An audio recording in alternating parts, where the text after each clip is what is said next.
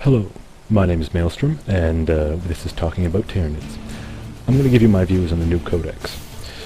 So, I've been playing Tyranids since about, probably about a year now, and I had a lot of time into the old Codex. I played a bit of a mix between a Swarm and a Nidzilla army, so I kind of ran the gamut. I tried all the different characters, tried all the different builds out. The new Codex, a couple of things I'm liking. Most of the new units are a bit more interesting. I like all the special characters. Certain ones are not worth their points. Certain ones are traps on the page based on what has happened to our rules. Now, in the new Codex, we've lost immunity to instant death. My other army is Chaos Daemons, so throughout basically my entire previous playing career, I've never had a model suffer from instant death. It's kind of annoying. I understand why everyone else hates it. Venom Thropes, for example, look great on paper, but they're a trap because they don't get the Zoanthrope's 3+ invulnerable save, which is what Warp Field has changed to. Very good. But all they get is a 5+ cover save. One single missile is going to take them out. They have 2 wounds, but they only have tough 4. They're going to get destroyed. They give you a lot of bonuses, but if you can't protect them, it's not going to help. One of my favorite new elite choices actually is the Hive Guard. My main opponent is Eldar, so all of his transports bugging around the board gives me a big problem when I have a slow army. We don't have any transports. Drop pods helps a bit, but once you're down on the table, you cannot keep up with Eldar. Hive Guard with their little Seeker Missile Impaler Cannons are great. They'll take his units out. He tries to hide behind buildings. He can't do that. Another thing, the Wraith Lord, which is I'm actually quite surprised in the new Codex that we only got monstrous creatures that went up to tough 6. I was hoping we would get a little bit higher. Losing the Carnifex tough 7 bonus, that was kind of annoying.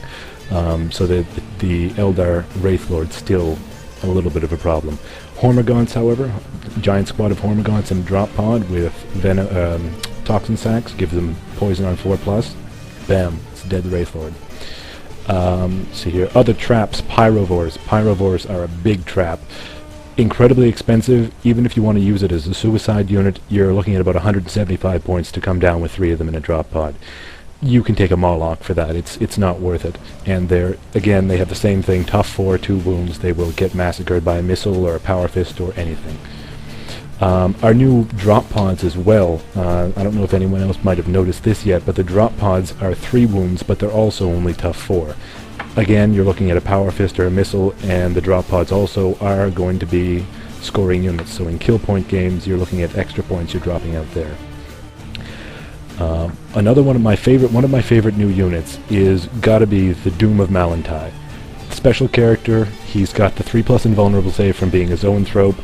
Again, he has the instant death problem, which is kind of annoying, but the cool thing is you put him in a pod, it costs you 130 points to put him in a bare bones drop pod. You drop him down into the center of your opponent's army, he's going to have to, you put him within range of, let's say, 2 or 3 units. They're both making leadership on 3d6, they're losing wounds without any saves, and this happens during your shooting phase and during your opponent's shooting phase, so this is going to happen at least twice before he has any chance of even shooting at it. Again, it might not last very long, but you're going to put a dent in your opponent's army. If you get his shot off, you're looking at a Strength 10 AP1 large blast. You're taking another dent out. As I said before, my main opponent is Eldar, so looking at the Death Leaper, another one of the new special characters, amazing character. Anytime you're fighting an army that uses Psychers as one of its main points, even against the new Tyranid army, if you're fighting Tyranid versus Tyranid, if Death Leaper is after one of your psychic characters, you're looking at a D3 reduction in your psychic leadership tests for the entire game. Don't care if you're fearless, you're still looking at leadership reduction for psychic tests. That's who you use it on. The fact that Lictors now deploy like Marbo, and they'll drop into any point in the board within 1 inch of anything, that's great. They don't even deep strike, so you won't get the dangerous terrain rolls from deep striking. You're perfect. They still have stealth, so you can drop them into cover, and they only have a 5+ armor save, but they get a 3+ cover save in any type of cover, so at that point you basically can use them as area denial. Your opponent will have to dedicate a lot to actually kill something with a 3+ cover save, unless he's got artillery, but that's a different story. The Swarm Lord, I'm kind of mixed on. A lot of our new units, the Swarm Lord, the big monstrous creatures, everything, we're all really slow. The metagame right now is incredibly mechanized, and trying to go through a mechanized army with a bunch of slow guys, it's difficult and it's painful. The Swarm Lord he has a huge synapse range. He can use 2 psychic powers. All of the Hive Tyrant psychic powers are amazing in the new Codex.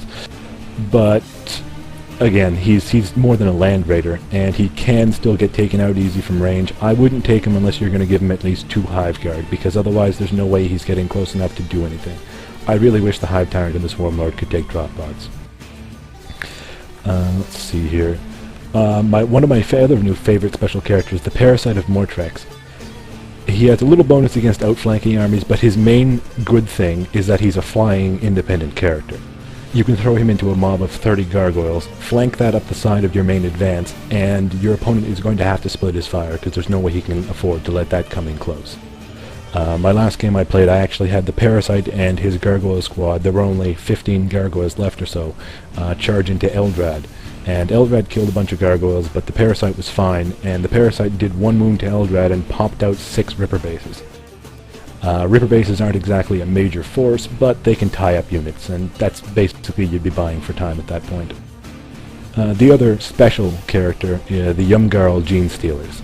These guys are pretty good. On a game map when you have a lot of terrain, you pick at the beginning of the game something on your opponent's side of the deployment zone. They're a lot more expensive than normal Gene Stealers, but they can pop up out of nowhere and assault in the same turn. That's huge. You can basically erase one of your opponent's units from the game. Back on that side, the Gene Stealers we have right now are 2 points cheaper, and they get Infiltrate as a basic thing. This is amazing. They can outflank automatically. If you have the new Hive Tyrant, you get a +1 to your reserve rolls, and if you have the Swarm Lord, you can get a reroll for your outflanking side, so they'll always get in the right spot. Even beyond that, just infiltrating them at the beginning of the game, you can have a turn 1 assault. I've done that already, is to have a turn 1 assault with these new Gene Stealers. The Scything Talon upgrade is now only 2 points each. It only lets them reroll 1s, but generally anything you're charging Gene Stealers into is going to hit on a 3 anyway, so that's half of your rerolls. What else here?